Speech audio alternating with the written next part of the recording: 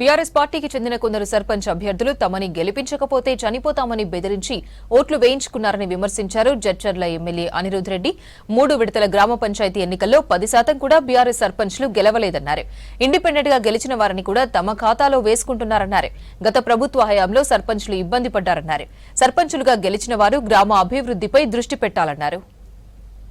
అంటే టోటల్ జడ్చర్ల నియోజకవర్గం 188 సర్పంచ్ అభ్యర్థుల పోటీకి దాంట్లో కొన్ని ఏకగ్రీవం కూడా అయినాయి. ఇంకా ఒక 30 మంది ఇండిపెండెంట్ గెలిచిన కూడా నాతో టచ్ ఉన్నారు. మాట్లాడినాను నిందంతా. కేటీఆర్ గారు మాట్లాడినారు, ఒక జడ్చర్ల ఎమ్మెల్యే చంపేస్తాను. కేటీఆర్ గారు మీ 10 ఏళ్ళ హయాంలోనే మీరే చంపేస్తున్నారు సర్పంచ్ అందరినీ. ఒక్కరికన్నా బిల్లు ఇచ్చినారా మీరు? ఇరిగేషన్ కాంట్రాక్టర్లకు బిల్స్ ఇచ్చినారు కానీ సర్పంచ్లకు ఎవరికైనా బిల్స్ ఇచ్చారా? మరీ దారుణం ఏంటంటే వాళ్ళ పిల్లలు, స్కూల్ పిల్లలు, వాళ్ళు చదువుకునేటోళ్ళని కూడా తీసుకొచ్చి వాళ్ళతోని కాలు పట్టించి మా నాయన చచ్చిపోతాడని చెప్పేసి అట్లా కొన్ని ప్రచారం చేసుకొని కొన్ని సర్పంచ్ని అట్లా గెలుస్తున్నారు. ఇది పద్ధతేనా అని నేను అడిగినాను.